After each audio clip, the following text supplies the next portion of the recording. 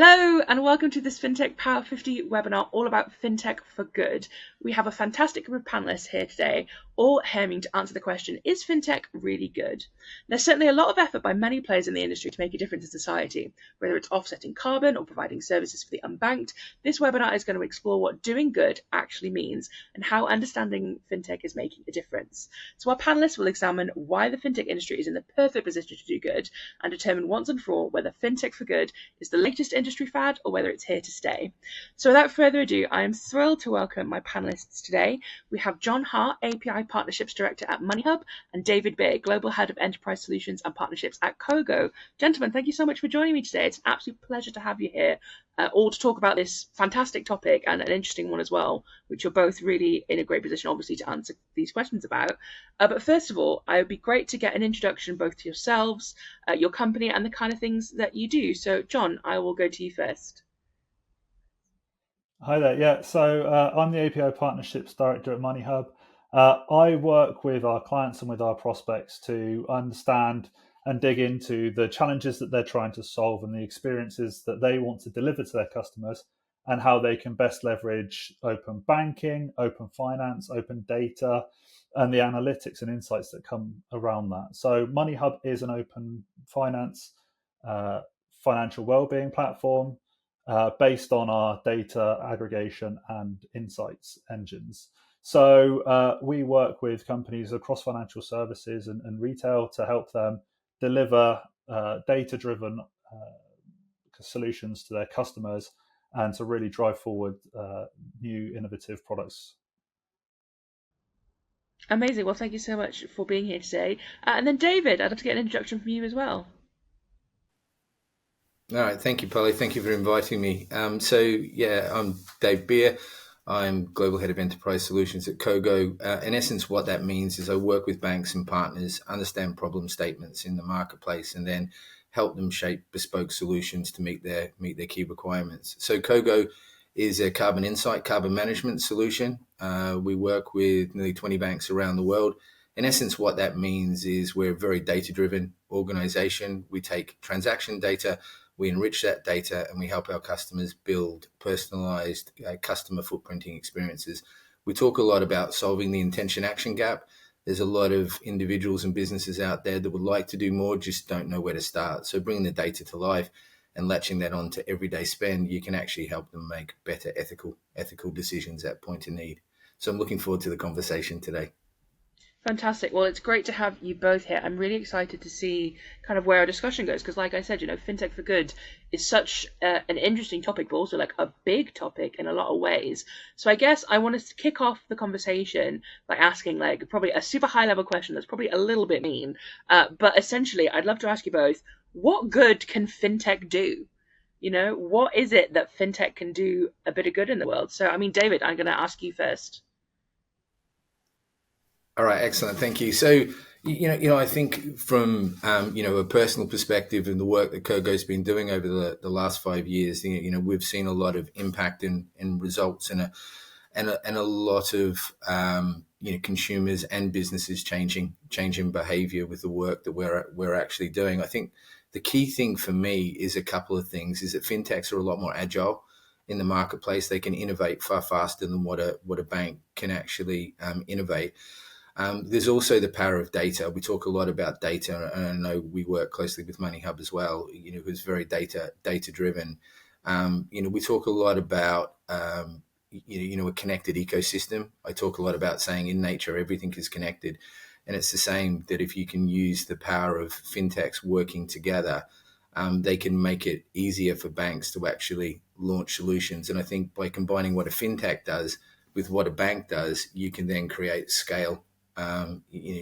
Create scale and create further impact. But I think what you've seen is that there's been a number of brilliant solutions that have been in the marketplace of what we're doing around climate change, because there's no time to wait and you need to act now in regards to climate change. But there's also things like people access to finance. There's a lot of people that don't have access to finance, have poor credit, and how do you get them out of those situations? And by using data and partnerships, you can really build meaningful solutions that work.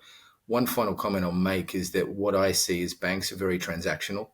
And because they're very transactional, they need to create more engagement, and they need to build better trust and transparency with their customers.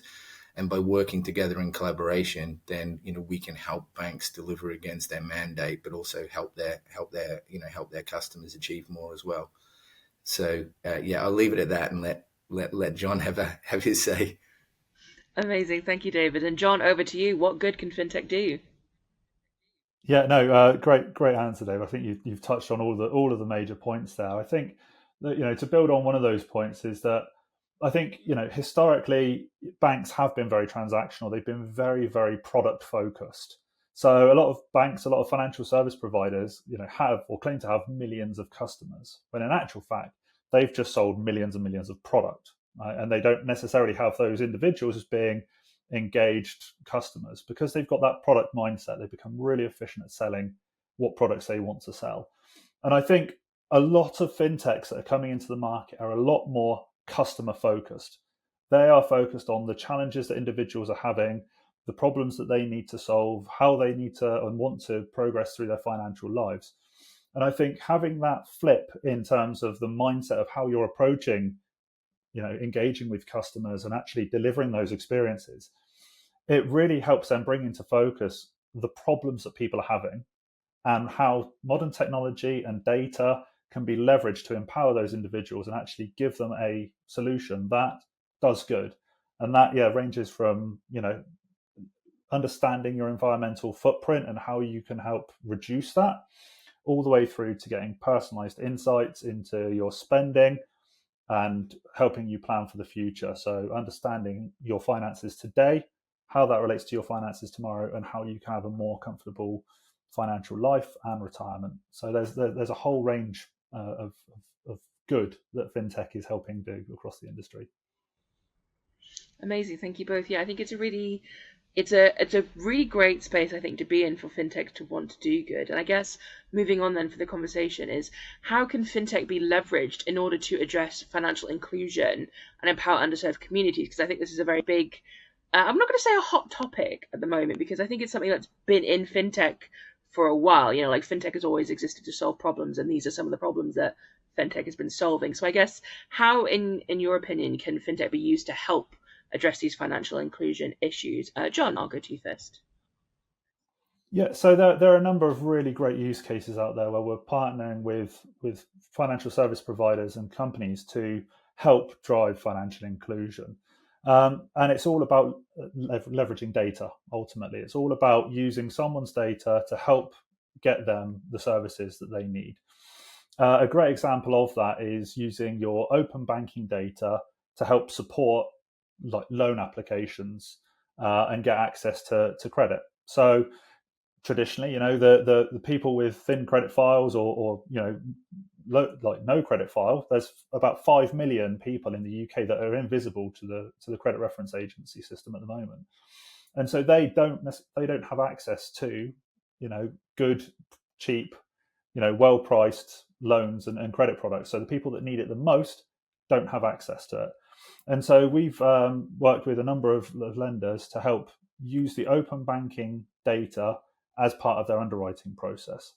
So that is helping them actually prove affordability using your day-to-day spending, income, your income stability, things like that.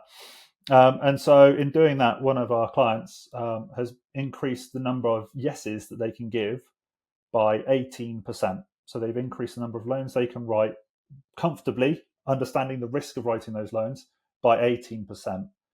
But not only are we getting credit to more people, but actually the 3-month repayment success rate has also improved by 33%. So not only are we writing more loans, but we're writing loans to people who can then afford to repay them. So not only are they getting that access to that credit, they're not falling into arrears. They're having a much more financially well experience of getting those loans.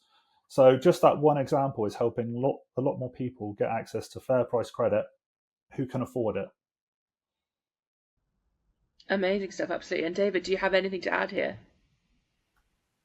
A couple of points to add. I agree with what John's saying. Right, it's down to data and how you bring that data to life. It's also a value exchange of what you give to the customer. And educating them based on their day-to-day transactions at point of need. I think going back to the earlier point in regards to banks having very much a transactional relationship with their customer, a lot of banks that we see currently at the moment are trying to create more active customers. How do they get more engaged customers, is what John kind of talked about before around, that product mindset of a bank with data sitting in silos. So do they have a single customer view? And so, from that point of view is that what we've found working with banks is that through non-financial metrics and through Fintech for Good propositions, you can engage a customer because you're not necessarily trying to sell them something. You're trying to educate them and engage them around other choices and decisions that they can actually make, that leads to more trust in the bank, that they're actually supporting them at a point of need, that could lead to the customer making better informed decisions. From our point of view, from a Kogo point of view, is that we always talk a lot about blending financial and non-financial data to get a better customer outcome, because there's different things that you can actually figure out by blending financial and non-financial data and go down to a granular level than a bank may be seeing.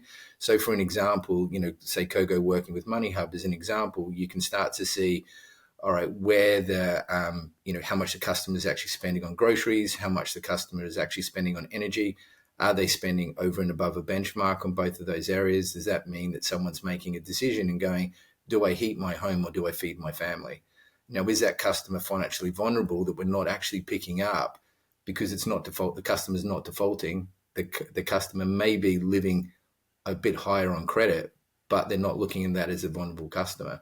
So how do you use some of the additional metrics that you actually see in the marketplace to better support customers, better engage customers, help customers make better decisions? We use a lot of behavioral science to actually do that, and nudge theory. So you give them small nudges, small zero cost options to actually take.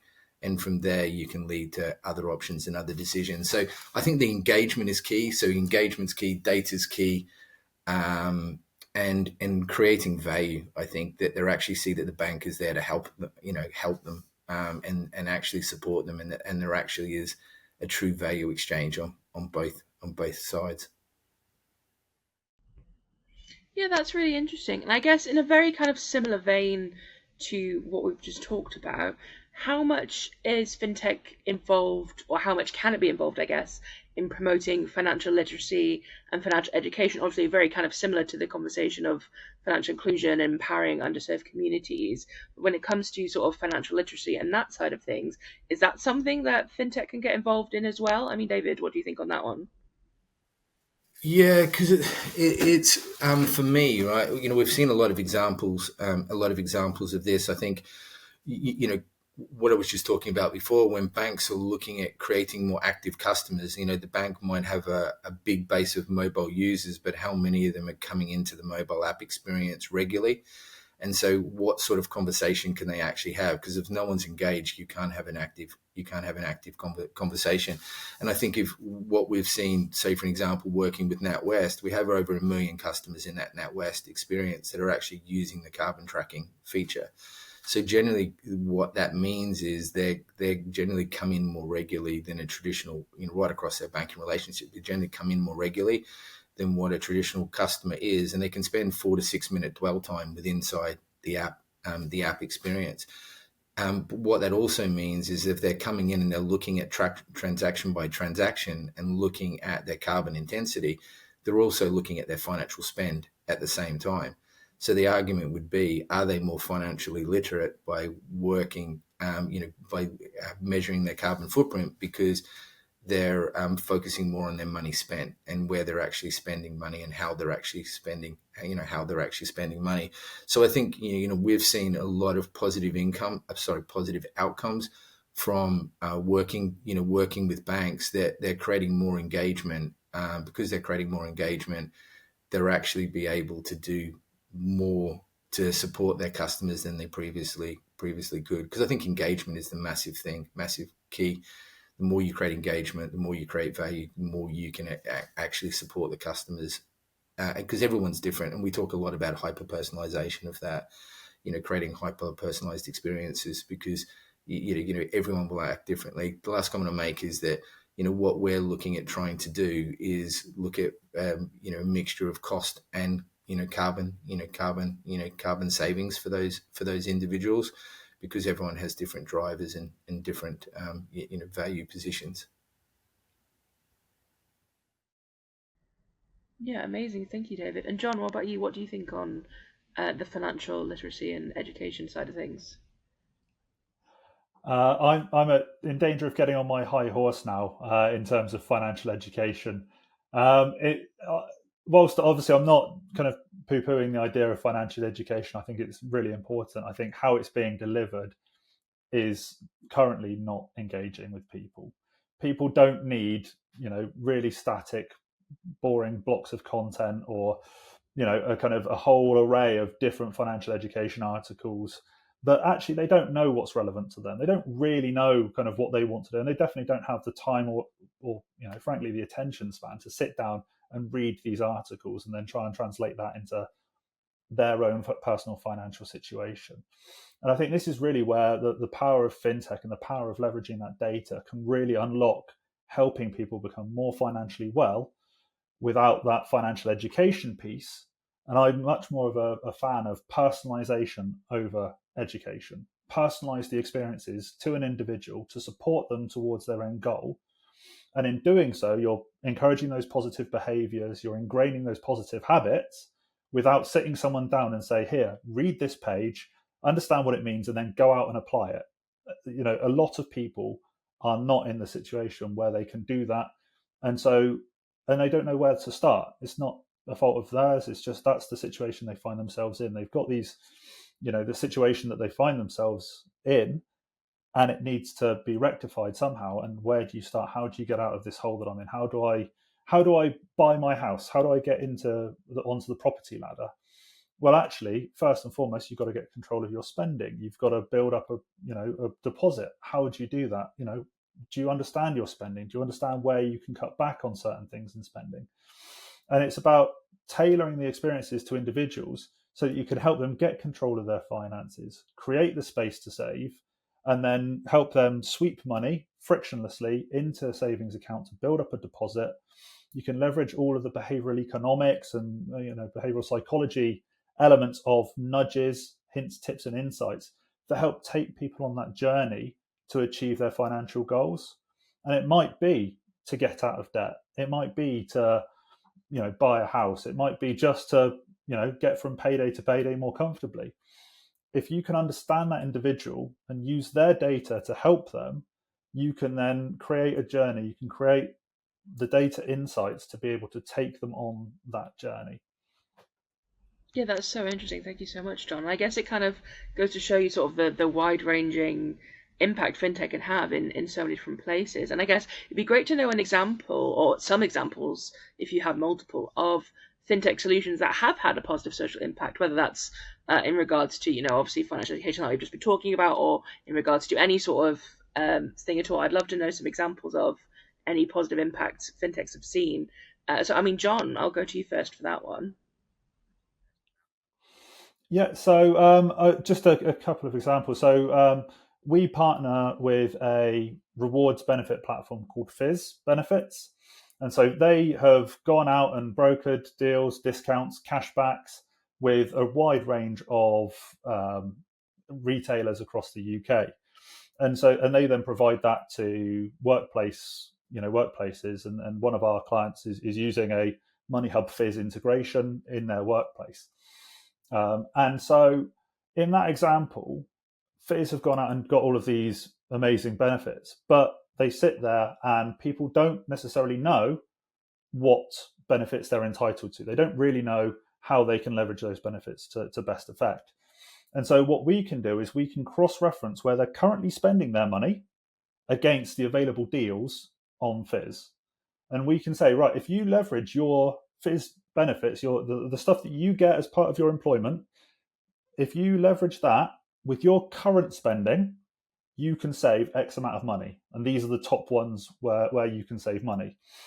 The top retailers, top merchants, wherever you spend your money, this is how much you can save at each of these. So without having to change your shopping habits, without having to go to a different store or anything like that, we're surfacing how much people can save. And on average, we're saving people about £70 per month by leveraging their benefits. And so if you think, well, that's £800 to £850 per year that someone is getting for free. And if you're on, the living wage, if you're, struggling to make ends meet, £850 at the end of the year on average is a huge amount of money for people. Then to have that additional capacity to be able to, either save or to live from paycheck to paycheck. And it just helps ease that pressure on people. It helps reduce that financial stress that people are experiencing. And they've not had to do anything other than, leverage the benefits that they've got access to. Yeah, that's fantastic, John. What an amazing example. I mean, David, do you have any examples of your own that you'd like to share? Yeah, I think we've seen some fantastic results probably over the last year and a half with a number of customers around cost of living, and kind of some of the things that John's talking about is that energy's expensive, fuel's expensive, it's even more expensive through your grocery shop, and what you can actually link is very much low cost options that we have through banking relationships that to help people with their daily, their daily monthly spend. It could be really simple tips that we give customers around, turn down your thermostat, which could save X amount of carbon, X amount of energy. It could even be for customers to, to do a meat-free, Monday, without paying for that protein at the supermarket. What does that save on the grocery? What does that save on the grocery bill? Other alternatives to driving, everywhere that they can take. Other, there's savings tips around, fuel consumption that you can actually give. And I think that's where you've seen massive engagement in the banking apps and people committing to actions. Because there's two clear drivers for this, right? Some people that are ethically in nature who want to do the right thing and want to be environmentally conscious. But what you've seen a lot of, especially over the last year and a half, is a lot more people that want to save money. And what are some of the tips that they can actually save money? And that's their key lever for doing that. When we're working with banks now, what we've started to help them launch is savings products. So you can actually say exactly what John's talking about and say, hey, you've actually saved X amount of carbon and X amount of money by these actions you've taken this month. Do you want to put that into a savings account? And what are you saving for? So they can have a totally different conversation with the customer than what they've had before. And what we talked about, taking away from that transactional relationship. And it's got to be a personalized, because everyone's different, right? We all have different incomes. We all spend money in different ways. We all have different values and beliefs.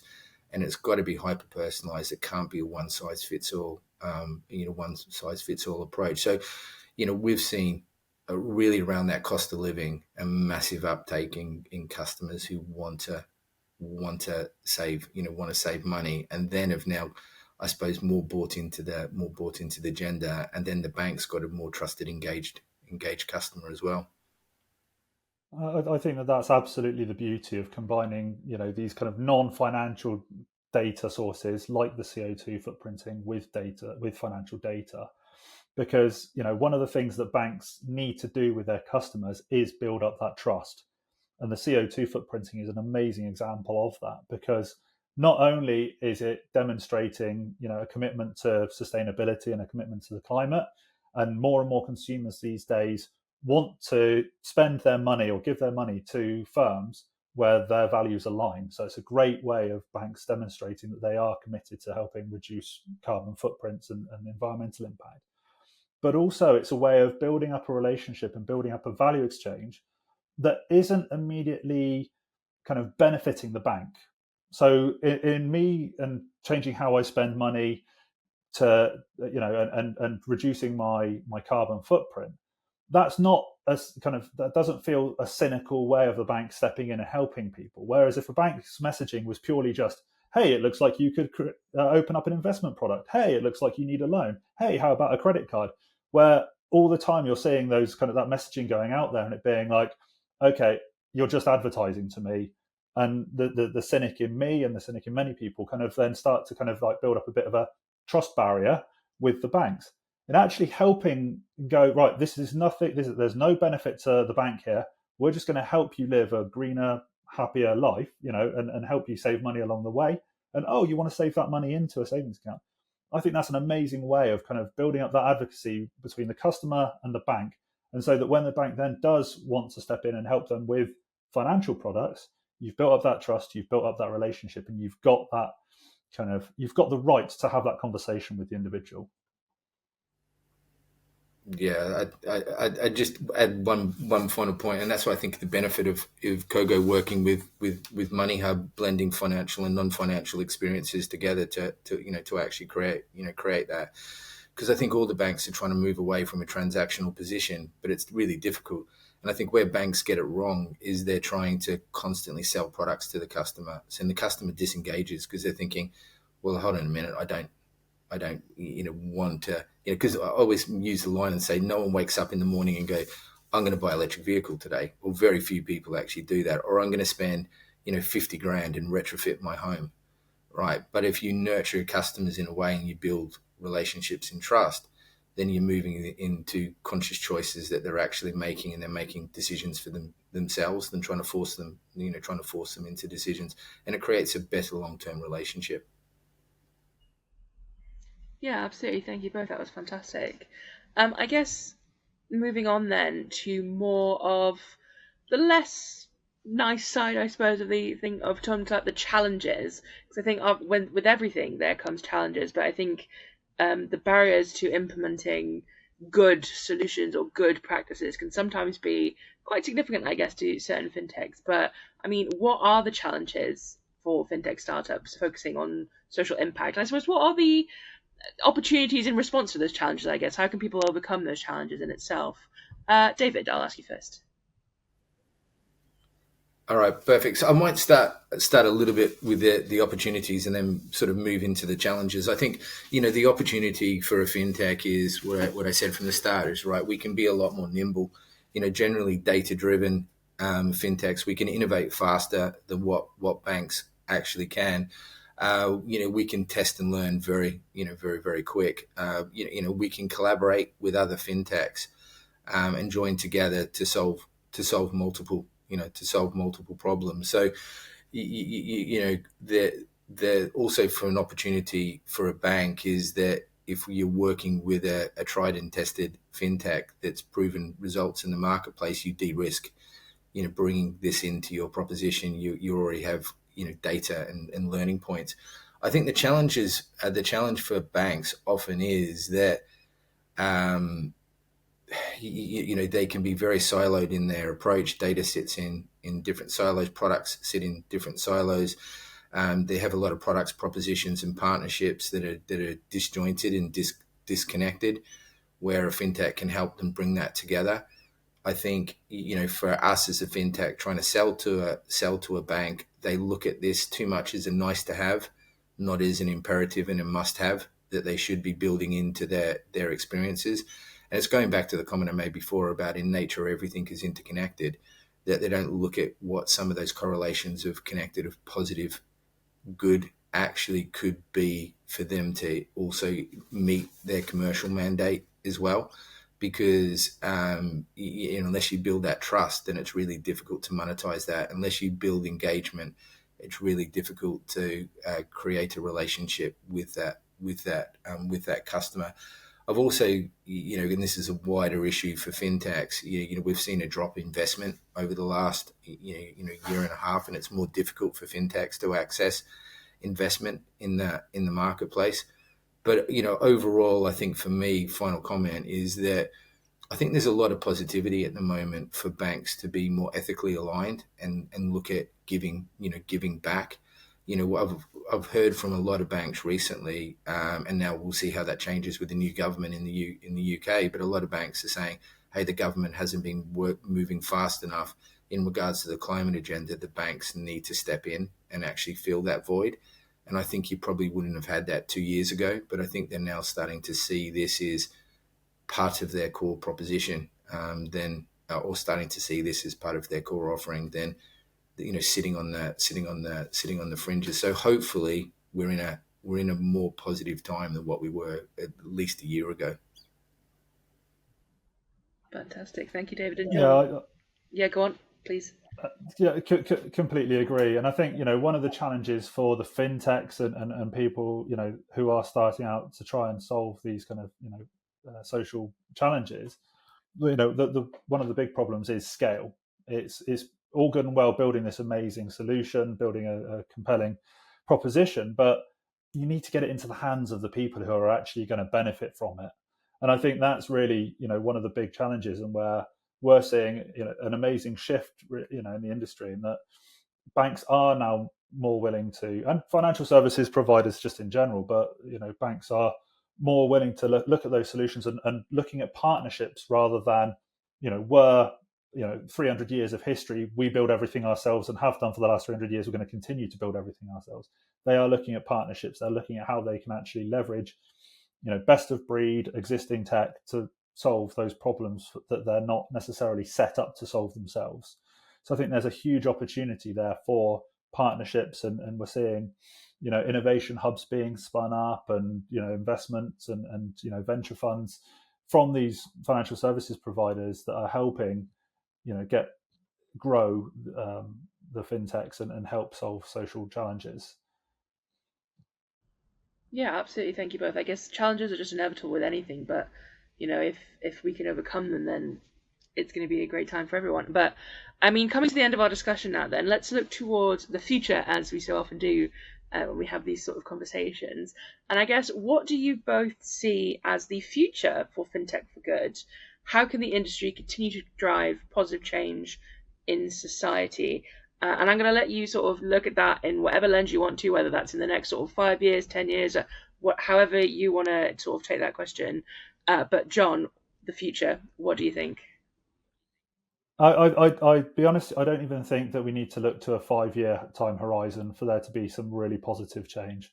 I think the rate of pace, the rate of change of pace over the last kind of 2 to 5 years has really demonstrated that actually there is a definite inflection point. And I think that will only continue to accelerate. I think in terms of the future, it's going to be data, data, data. We've got open banking that is already live in the UK. We're working on open finance to widen just beyond the open banking kind of bank accounts and credit cards into investments, pensions, mortgages, properties, loans.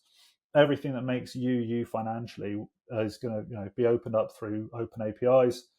And we're currently working on that at the moment. And Pensions Dashboard is a key part of that. CFIT and their open finance initiatives are also driving forward that agenda. So I can see a real pace of change of the access to data. And then finally, on top of that, we have the Smart Data Act and open data, which is opening up those non-financial data sources. And I can see that being a huge source of information and ways that you can engage people beyond just those financial products. So as I say, we're already working with a number of providers such as Kogo, such as Fizz Benefits, to take those non-financial data sources and to provide those compelling experiences to individuals to help them solve those real world issues. And I think that the more of those that get opened up, the more data that becomes available, the more you can really start to engage, not just with someone financially, but engage with them within their lifestyle as well. Yeah, absolutely fantastic. And David, what about you? What do you think of the future? So I'm probably going to say something very similar to John, to be fair. I think for us, it's data, right? Open finance, open data, blending financial, non-financial data sets to create better interconnected, sort of hyper-personalized experiences. Because I think, what you can start to get is, from a carbon footprinting perspective and linking that to finance, it could be that we now bring in smart meter data. We understand your energy consumption on a day-to-day basis. We can then give you more granular actions and recommendations you can actually take. We can actually tell in real time if you've actually taken that action, because we can see a change in your energy performance. You link that to IoT, and then you start looking at maybe your thermostat data. So we say, hey, turn down your thermostat by 1 degree. I can actually see you've turned down your thermostat by 1 degree. I actually see the impact in your energy data, and I can then see at the end of the month an impact on your spend of what you're actually happening. Then you can then create some really interesting propositions actually for them. For the bank, what that then means is you can actually tell what the payback period is actually going to be. You can actually see what what impact they've actually had. If I'm going to offer you a heat pump, a ground source heat pump, or I'm going to offer you cavity wall insulation, I already know now the energy performance of your home. I'll know what that will mean for energy reduction. I'll know what that will mean for carbon reduction, and I'll know what that means for payback period. It can also help in regards to risk profile of that particular customer. You can start to tell which ones are vulnerable and which ones are not vulnerable. You can really help with the bank with their financial reporting as well. So I just think, in that open data, open finance world, I just think we're going to be able to create some pretty meaningful interconnected customer experiences, which will, benefit the bank, but really benefit the end user as well, to take advantage of that. Amazing. Well, thank you both so much. That does sadly bring us to the end of our webinar today, but it's been some fantastic conversation, and I'm so thankful that you could join us today and share your insights. Just a quick word to our online audience. Thank you so much for watching. If you want to hear more from the Power 50, make sure you head to their website, thepower50.com, or you can follow us on X or Twitter, or you could follow along the conversation as well using the hashtag FP50 Fintech for Good as well. But anyway, David, John, thank you so much for joining me today. It's been a genuine pleasure to have you here, and hopefully we can see you again soon. Thank you, Polly. Thank you, John. Cheers. Thank you.